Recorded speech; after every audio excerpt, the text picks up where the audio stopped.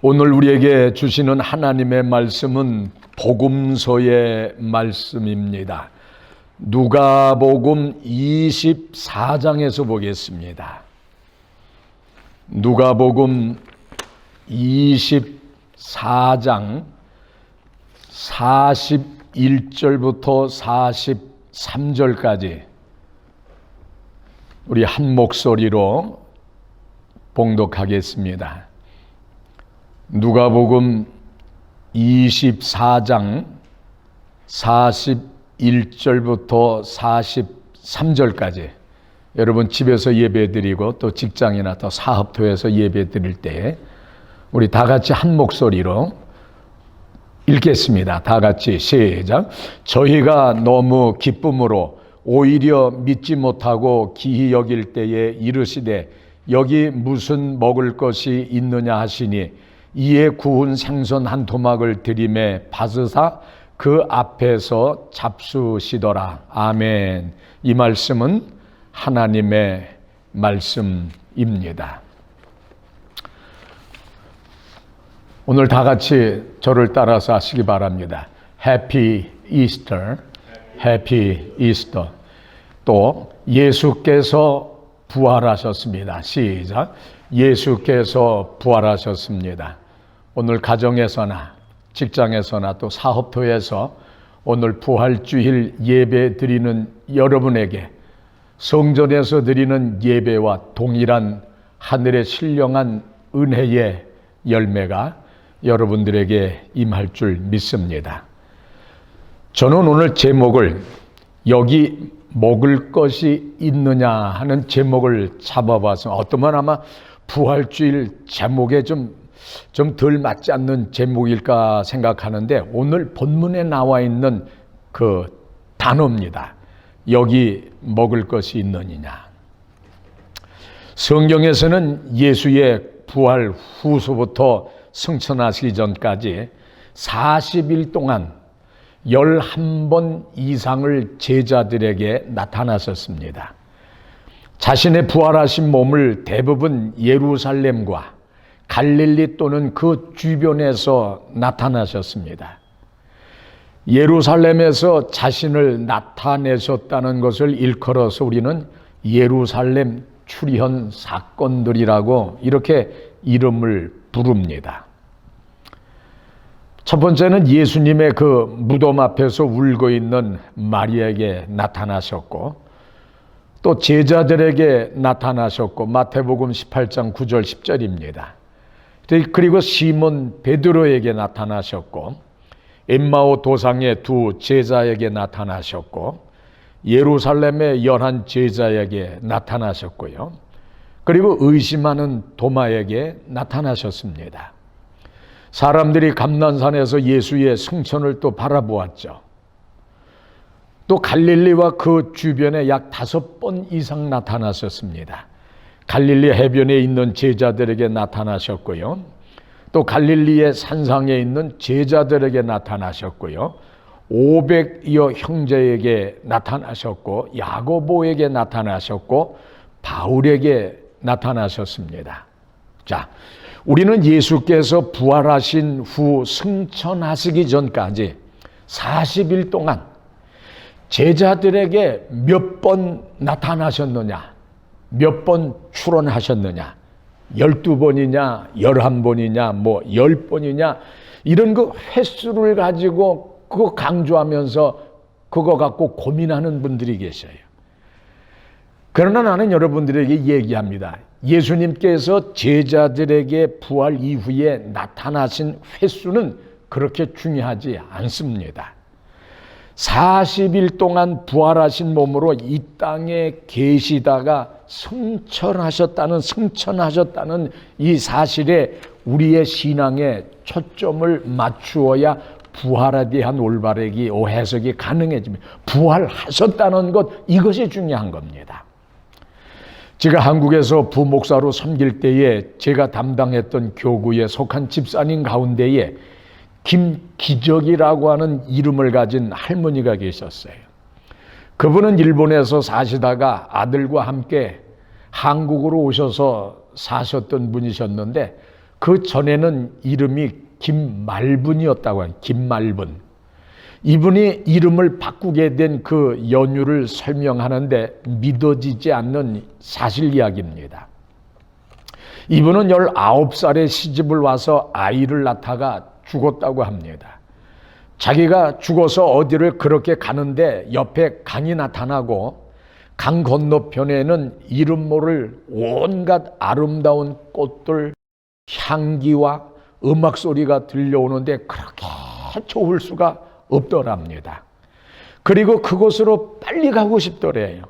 그리고 저 강 건너에서 자기보다 옛날에 일찍이 죽은 그 친구가 빨리 건너오라고 막 이름을 부르면서 막 불러대래요.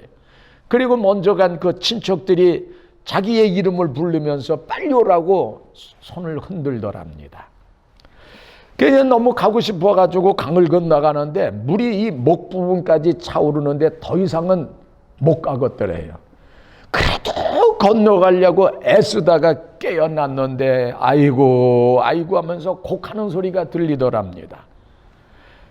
동네 사람들하고 친척들이 죽은 지 이틀 만에 살아났다고 하면서 난리가 났더랍니다.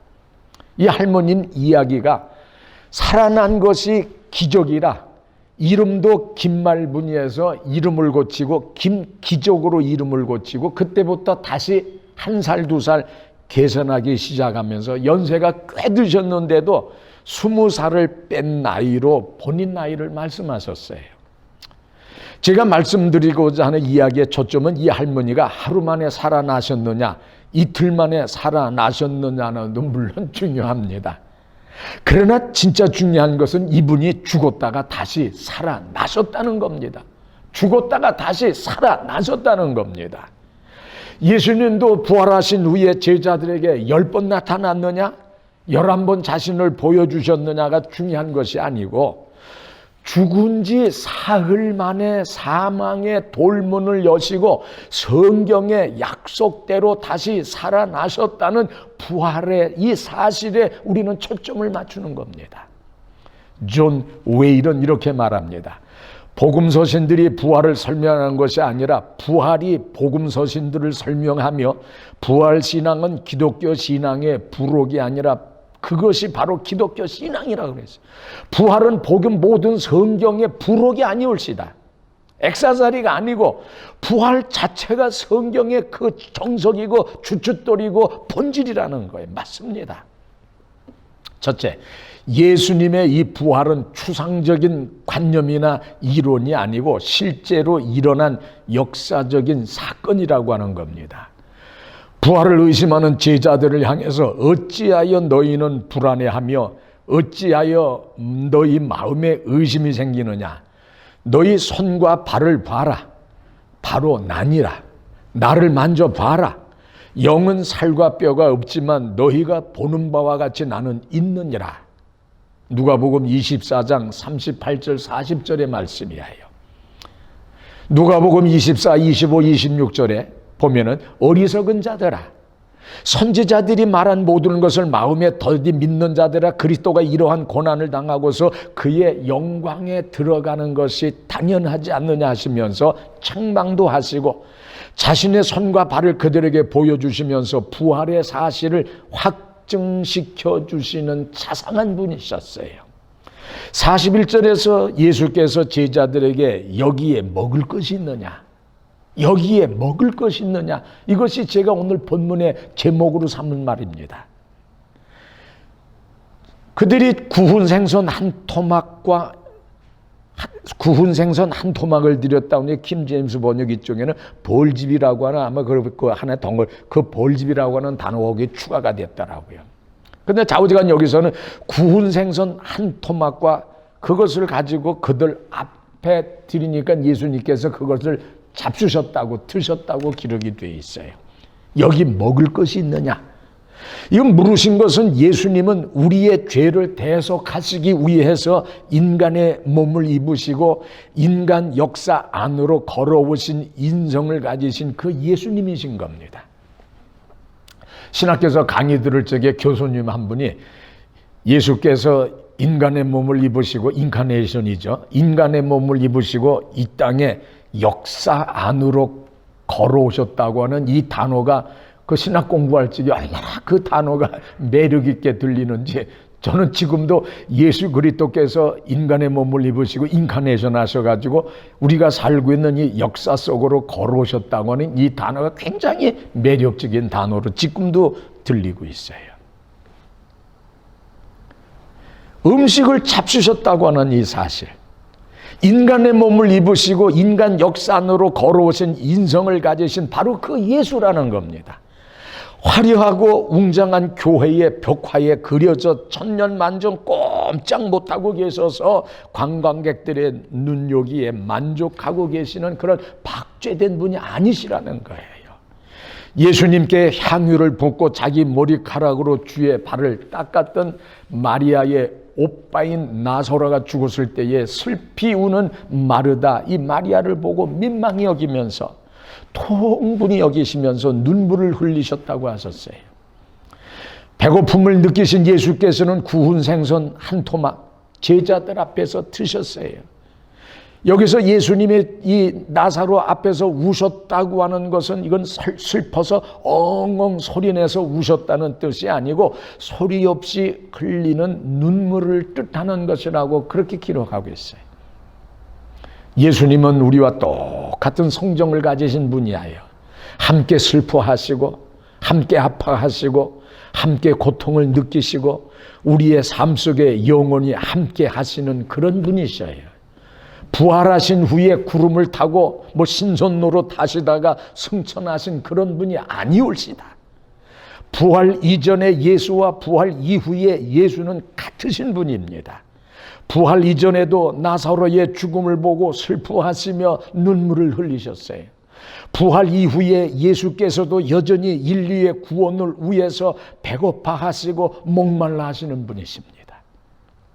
예수께서 부활 후 40일 동안 부활 이전과 똑같이 활동하시다가 승천하시기 직전에, 그러므로 너희는 가서 모든 민족들을 가르치고 아버지와 아들과 성령의 이름으로 세례를 주고 내가 너희에게 명령한 모든 것을 가르쳐서 지키게 하라.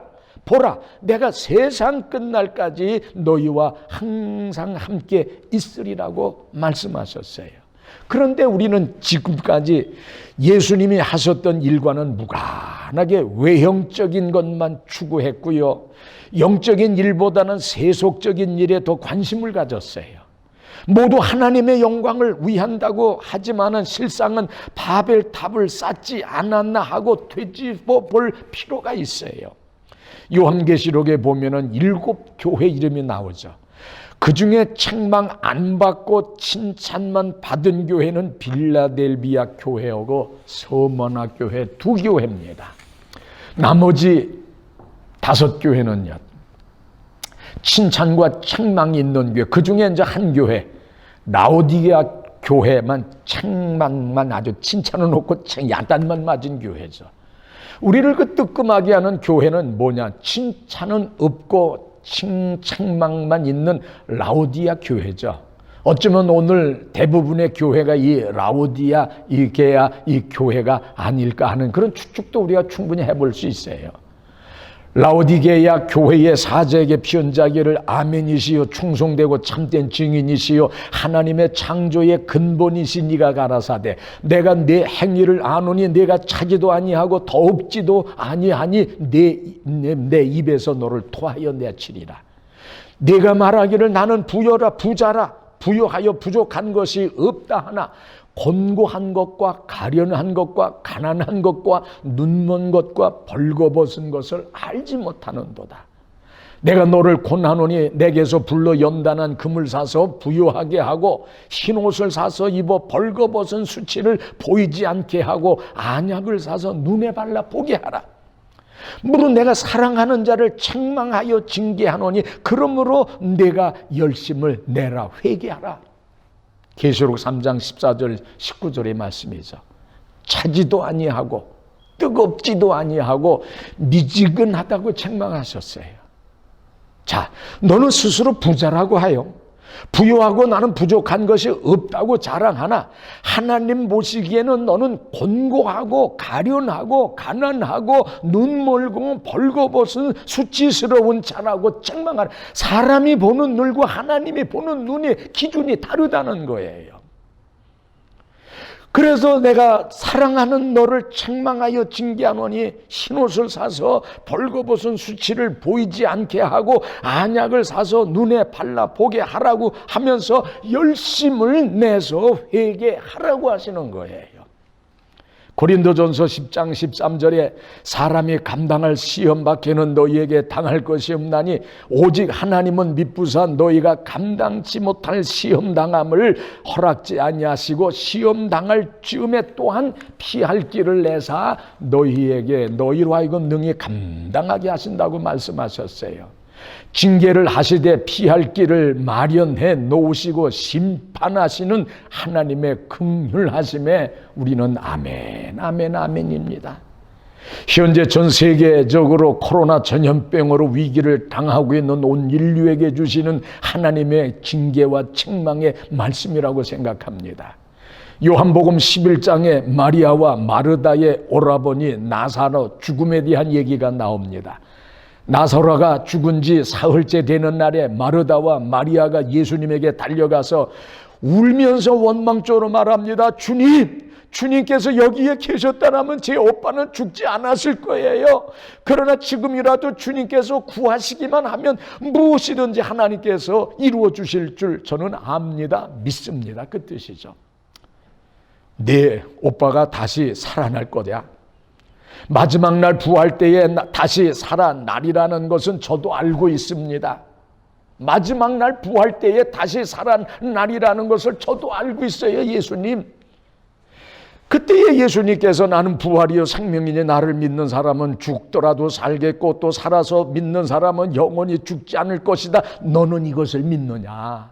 마리아야, 너는 이것을 믿느냐? 오늘 코로나 때문에 참 고난을 당하고 있는 온 인류를 향해서 너는 이것을 믿느냐, 이 부활의 사실을 믿느냐고 물으시는 주님이십니다. 이때 마리아가 주님께서는 이 세상에 오시기로 약속된 그리스도이시며 하나님의 아드님이신 것을 믿습니다. 마리아와 마르다의 공통된 고백이라고 저는 생각합니다. 부활의 신앙은요, 죽음의 사망 권세를 무너뜨리고 새생명이신 영생을 주시는 하나님의 약속의 사건입니다. 마르다와 마리아는 마지막 때의 부활을 믿었어요. 그 부활의 주체가 바로 여기 앞에 자기 앞에 계신 예수시라고 하는 사실은 알지 못했던 겁니다. 그래서 예수께서 나는 부활이야, 바로 내가 부활이요 생명이니 나를 믿는 사람은 죽더라도 살겠고 또 살아서 믿는 사람은 영원히 죽지 않을 것이다. 너는 이것을 믿냐? 죽음 이후의 부활을 얘기하고 현재의 부활을 얘기하는 겁니다. 부활은 미래적인 것이기도 하지만 부활의 특징은 현재적인 사실이라는 거예요. 이때에 주님께서는 이 세상에 오시기로 약속된 그리스도이시며 하나님의 아드님이신 것을 믿습니다라고 고백했을 때에 그녀에게 미래의 부활 사건이 현실의 부활 사건으로 그 삶 속에 들어오게 됩니다. 믿습니다 하는 그 고백을 할 때 하나님의 아들인 것을 그리스도면서 하나님의 아들이라는 걸 믿는다고 고백하는 순간 미래의 부활 사건이 현실의 부활 사건으로 우리의 삶 속에 일어나게 되는 거예요. 예수께서 나사로의 무덤에 왔을 때에 동굴로 된 입구는 돌로 굳게 닫혀 있었죠. 예수께서 돌을 치워라 그럽니다. 그러자 마리아가 걱정스러운 표정으로 주님, 오빠가 죽은 지 나흘이나 되어서 벌써 냄새가 납니다 하면서 말씀하셨어요. 이때에 예수님께서 내가 믿기만 하면, 여러분들이 믿기만 하면 하나님의 영광을 보게 되리라고 내가 말하지 않았느냐 하면서 기도를 하십니다. 아버지, 제 청을 들어주셔서 감사합니다. 그리고 언제나 제 청을 들어주시는 것을 저는 압니다. 그러나 이제 저는 여기 둘러선 사람들로 하여금 아버지께서 저를 보내주셨다는 것을 믿게 하려고 이 말을 합니다 하면서 말씀을 마치고 나사로야 나오너라 큰 소리로 외치자 죽었던 사람이 밖으로 나왔는데 손발은 묶여 있었고 얼굴은 수건으로 감겨 있었고 예수께서 사람들에게 그를 풀어주어 가게 하라 말씀하셨어요. 오늘 이게 부활을 당하는 우리에게 그 예수님이 하는 그 기도가 오늘 우리들의 기도가 되어야 됩니다. 오늘 우리가 예수님처럼 우리의 기도를 들어주셔서 감사합니다. 언제나 제 청을 들어주신 것을 저는 압니다. 여기 있는 둘러선 사람들로 하여금 아버지께서 저를 보내주셨다는 걸 믿게 하려고 이 말을 합니다 하는 이 믿음의 선포가 바로 오늘 우리들의 선포가 되어야 됩니다. 오늘 불가능을 향해서 나사로야 나오너라. 오늘 코로나 열병으로 고난당하는 인류를 향해서 그러면서 코로나야 물러갈지어다 명령하는 이 믿음의 선포가 우리들에게 있어야 됩니다. 왜 벌벌 떱니까? 왜 살려달라고 하면서 자꾸 숨습니까? 아닙니다. 난 하나님의 아들, 하나님의 자녀, 하나님의 권세, 예수님처럼 나사로야 나오라. 사망을 향하여 불가능을 향하여 외치는 믿음의 결단이 우리들에게 있어야 됩니다. 이것이 바로 부활의 믿음을 가진 사람들의 믿음이 옳시다. 이후로 이 사건 이후로 복음이 확장되는 것을 두려워한 바리새인들과 제사장들이 힘을 합해가지고 예수를 죽이기로 모의한다고 요한복음 11장 53절에 나옵니다. 나사로 사건을 통해서 알 수 있듯이 예수 그리스도의 부활하심을 믿고 그 부활신앙을 현실의 삶에 적용하는 사람들에게는 온갖 변화와 기적이 일어납니다. 인간의 이성과 합리적 사고로는 설명이 안 되는 비상식적인 일들이 상식적이 돼가지고 삶 속에서 일어난다는 거예요. 예수님의 12 제자들을 보세요. 부활 이전의 제자들의 모습은 어떠했습니까? 3년 반 동안을 예수님과 동거동락하면서 예수께서 행하신 온갖 기적들을 두 눈으로 직접 목격하였으며 3년 반 동안 여러 가지 환난과 핍박을 통해서 고된 제자의 훈련을 받았어요. 그럼에도 불구하고 그들은 내가 크냐 네가 높으냐 내가 낮으냐 하면서 티끌티끌하면서 다툽니다. 돈 전대를 맡은 가룟 유다는 재정을 착복하고 결국에는 예수님을 은 30냥에 팔아버리는 배반자가 되고 나중에는 죄책감으로 은 30냥을 도로 주면서 후회하면서 자살을 합니다. 예수께서 붙잡혔을 때에 제자들은 다 도망해서 다락방문을 꽁으로 잠기고 그리고 자기들도 잡힐까봐 두려워서 벌벌 떨고 있는 그런 비급장이들이었어요. 예수의 수제자였던 베드로는 예수께서 붙잡혀 끌려간 제사장의 뜰에 몰래 잔입했다가 수종들던 어린 계집 하인에게 들키자 자기는 예수가 누군다고 모르면서 저주까지 하면서 부인하던 비겁쟁이여 배반자였습니다. 예수께서 십자가에 달리시기 전에 채찍질을 당하시고 온갖 수모를 당하시고 십자가에 달리실 때도 제자들은 모두 도망가서 꽁꽁 숨어버렸어요. 그러나 예수께서 가신 면류관을 쓰시고 온갖 수모를 당하시고 십자가에 못 박혀 죽으시고 장사된 지 3일 만에 성경의 예언대로 살아나셔서 40일 동안 제자들에게 자주 나타나셔서 여러 가지 확실한 증거로서 당신이 여전히 살아계시다는 것을 보여주시고 하나님 나라에 관한 말씀을 들려주십니다. 그리고 예수 승천 이후에 제자들의 삶은 천지개벽하듯이 달라집니다. 그렇게 비겁하고 나약했던 제자들이 복음의 그 사도들이 되어서 하나님의 그 명령대로 예루살렘과 온 유대와 사마리아뿐만 아니라 땅끝까지 이르러 언제 어디서나 예수 그리스도 부활을 증인이 돼가지고 목숨을 두려워하지 아니하고 십자가의 그 부활을 증거합니다. 예수를 3번이나 저주하면서 나는 그가 누군지 알지 못한다고 부인했던 베드로가 한 번 설교할 때 3,000명이 회개하고 예수를 영접하는 사건이 일어납니다. 안진뱅이를 고칩니다. 온갖 귀신들을 쫓아냅니다. 부활의 예수를 증거합니다. 제사장들 앞에서도 두려워하지 아니하고 십자가의 부활의 예수를 증거합니다. 사도행전 3장 11절부터 4장 31절을 보면 얼마나 힘이 나는지 그냥 신이 나요. 그냥 용기가 막 납니다. 뭡니까? 성령 받아가지고 그러면서 복음을 증가하는 그 제사장이나 율법사 상관없어요. 그러니까 너희들이 잡아서 죽인 그 예수가 3일 만에 부활하셨고 우리는 그들의 증인이라고 하면서 막 복음을 증거합니다. 부활 사건 이후에는 얼마나 참 비겁한 자들이에요. 얼마나 배반자들이었어요. 부활의 사건을 체험하고 난 이후에 그들의 그 달라진 모습을 보고 이게 부활 사건의 그 기적이 올시다. 아나니와 삽비라 사건의 베드로의 영적 아주 그 신나는 통찰력과 그 권세, 사도행전 5장 1절에 쫙 나오죠. 손에 땀을 쥐게 하는 사도들이 받은 2번째 박해에서 굴하지 않냐고 그 복음 증거하는 그들의 그 모습, 사도행전 4장 17절부터 42절 보세요. 사도행전 5장 40절 42절에 나오는 말씀 보세요. 사도들을 불러들여 매질한 다음 예수의 이름으로 아무 말도 하지 말라고 단단히 일러서 놓아보냈다. 세번역입니다. 사도들은 예수의 이름으로 말미암아 모욕을 당하게 된 것을 특권으로, 여러분 박해당하고 환난다는 건 예수의 특권이올시다. 특수은혜 올시다. 이것을 통해서 여러분들을 바로 서게 하고 이것을 통해서 하나님의 확실한 제자로 만드는 겁니다. 그래서 예수의 이름으로 말미암아 모욕당하게 된 것을 특권으로 생각하고 공동 3번역에는 특권으로 번역했어요. 그러면서 그 사실을 기뻐하면서 의회를 물러나왔다.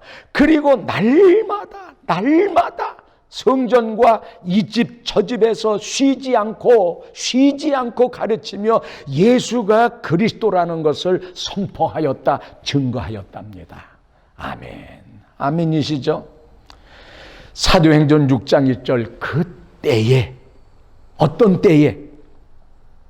사도행전 5장 40절 42절 고난과 환난 채찍 매질당하고 그러면서 예수에게 얘기하지 말라고 그러는데 나와서 오히려 고난받은 걸 당연한 줄 알면서 기뻐하면서 복음을 증거하는 그때에 예수님이 십자가에 매달렸을 때에 마지막으로 막 네가 하나님의 아들이면 내려와 보라 막 저주하고 막 해용을 먹이고 조롱하고 그랬을 때에 예수께서 뭐라 합니까? 그때에 저들이 하는 바를 알지 못합니다. 저들을 용서. 그때라고 하는 그 헬라어 단어가 호대라고 하는 단어입니다. 호대. 참 멋있는 말이에요. 오늘 여기서도 바로 그때의 제자 예수가 바로 여기 사용된 단어가 호대 같은 뜻입니다. 그때의 제자의 수가 더 많아졌는데 그 당시에 제자들의 수가 늘어나고 번역마다 약간씩 달라요. 그 무렵 신도들의 수요가 점점 늘어나게 돼. 그때가 어떤 때입니까? 사도행전 5장 40절 42절 핍박의 때, 환난의 때, 매 맞으면서도 감옥에 있을 때의 복음을 증가한 그때의 제자의 수가 더 많아졌는데 이 코로나 위기의 때에 우리의 믿음이 더 많아지고 이때에 더 기도가 일어나고 이때에 우리의 신앙이 더 굳건해져야 됩니다. 코로나 전염병으로 전 세계가 위기가 빠졌을 때에 그때의 호대, 더 기도하고 더 기뻐하고 더 감사하고 더 아멘하고 여러분의 믿음의 추호도 흔들리지 아니하고 더욱 견고해질 때에 그때에 코로나처럼 전염병이 사라지고 여러분은 변함없는 믿음으로, 아니 더욱 강건한 믿음으로 하나님께 영광을 돌리니라. 아멘. 이것이 진정 부활의 신앙을 가진 사람들의 모습이 올시다. 예수님의 부활은 그 어떤 이론이나 꾸며낸 관념론적이고 추상적인 허구가 아닌 실제적인 역사적인 사건이 올시다.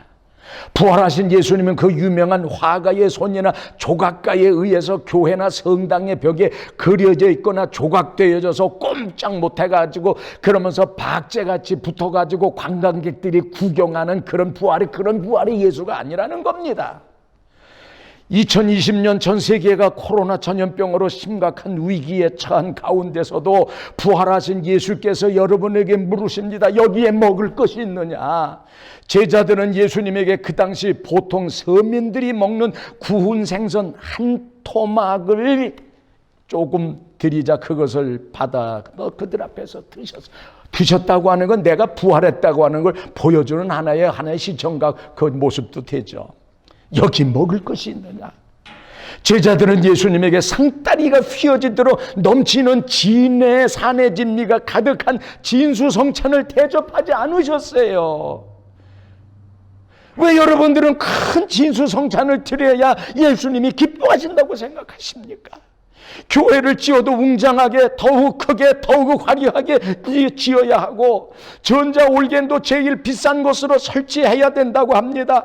헌금도 많이 해야 한다고 합니다. 교인도 우리 교회가 제일 많이 모인다고 그런 교회 나가야 또 자랑스러워합니다. 목회보다는 학위 따는 데 온 세월을 다 보내잖아요. 진즉 따고 보면 당신의 그 학위 경력만 복잡해지요. 목회에 별 도움 안 됩니다. 그리고 교회에서는 후임자 뽑을 때에 학력을 우선시해서 뽑아요. 먼저 이력이 그래요. 그걸 우선 추천하는데 제 위에 그 여러분의 그런 방법 때문에 오늘 그 목사님들이 그런 또 결과가 나오고 다 우리가 이게 상호 책임이 있는 거예요. 여러분, 스님들, 신부님들, 박사학위 가진 사람들 별로 없어요. 그런 것에 관심도 안 가져요. 그런데 왜 우리는 어쩌다가 이렇게 외형적인 거칠애에 오늘 우리는 치중하게 되었나요? 예수께서 그런 건 원하지 않아요. 우리 주님은 보잘것없는 생선 한 토막 가지고도 맛있게 드시고요, 만족해 하시는 분이에요. 오늘 우리 교회들 레노베이션 할 거 정말 너무너무 많아요. 비만 오면 여기저기 줄줄 새는데 안 고치고 그대로 두면 얼마 안 가서 그 집 다 무너지고 말아요. 한국에서 코로나 팬데믹 사태가 신천지 이단에서 퍼지기 시작했다고 하면서 한국 나라 전체가 패닉 상태에 한때 빠지지 않았습니까? 지금은 다행히 잡혀간다고 하지만요, 우리는 신천지가 이단이지만 기독교인이 아닌 사람들은요, 신천지나 기성교회나 다 똑같은 교회로 보고 있고요, 교회가 코로나를 한국에 퍼뜨려 가지고 나라를 어지럽게 만든 장본인이라고 생각하고 있다는 걸 그걸 아셔야 돼요. 한국 불교의 조계종이나 타고종이나 천태종이나 진각종이나 원불교나요, 우리는 다 똑같은 불교로 보고 있는 것하고 같아요. 왜 이렇게 됐어요? 말씀 안 들어도 우리 그 이유 알잖아요. 예수께서 가라사대 나는 부활이요 생명이니 나를 믿는 자는 죽어도 살겠고 무릇 살아서 나를 믿는 자는 영원히 죽지 아니하리니 내가 믿느냐. 다시 물으셔요 우리한테. 물론 아멘입니다. 그러면 우리가 어떻게 해야 합니까? 예수님께 진수성찬 차려드리려고 집안에서 애쓰지 마시고 밖으로 나가야 됩니다. 예수님은 생선 한 토막이면 만족해 하시는 분이에요. 잘 들으세요.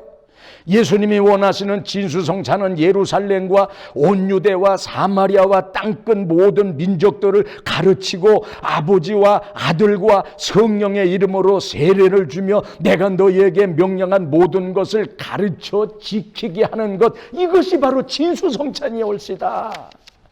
그러면 주님께서 우리에게 세상 끝날까지 우리와 항상 함께 있으리라고 약속하시는 거예요. 아멘. 결론입니다. 당시 제사장과 장로들은 경비원들에게 많은 돈을 주면서 그들의 입을 막습니다. 예수의 부활이 총독의 귀에 들어가면 책임 추궁은 물론 공식적으로 예수의 부활이 알려지는 것이 두려웠기 때문이었어요. 너희는 예수의 제자들이 너희가 자는 동안 그러면서 와서 예수의 시체를 훔쳐갔다고 말해라 이러면서, 그래서 이 말이 오늘날까지 유대인들 사이에 두루 퍼졌다고 마태복음 28장 12절에 나와 있어요. 예수의 시체를 훔쳐갔다고 하건 말건 우리가 진정으로 부활에 산 증인들이라면은 이 부활의 복음을 코로나 전염병으로 위기를 겪고 있는 이 세상 사람들에게 상관하지 아니하고, 아니 주님 앞에 서는 날까지 바로 전해야 한다고 나는 여러분들에게 말씀드립니다. 기도합시다. 사랑의 하나님, 너희의 먹을 것이 있느냐고 주님께서 물으실 때에 우리는 꼭 진수성찬을 차려서 자꾸 예수님에게 드리려고 하다가 오히려 예수님에게 책망받는 오늘 우리들의 모습을 발견하게 됩니다. 당시의 생선 한 토막은 보통 서민들이 먹는 그런 그 허기를 달래는 그 가난한 음식이었습니다. 주님은 그 음식을 통해서도 만족하셨습니다. 주님, 오늘 우리로 하여금 이 부활, 주님을 다시 한번 만나면서 생선 반 토막을 가지고 만족하시는 그 예수님의 부활의 정신을 따라서 정말 세상에서 바르게 살고 바른 이런 진실된 오늘 주님의 이 보잘것없는 것 같은 생선 한 토막과 같은 이 진실된 복음을 온 세상에 증거함으로 인하여 모든 사람들이 하나님의 자녀가 될 수 있도록 우리에게 은혜를 더욱 허락하여 주옵소서. 예수님의 이름으로 기도드립니다. 아멘.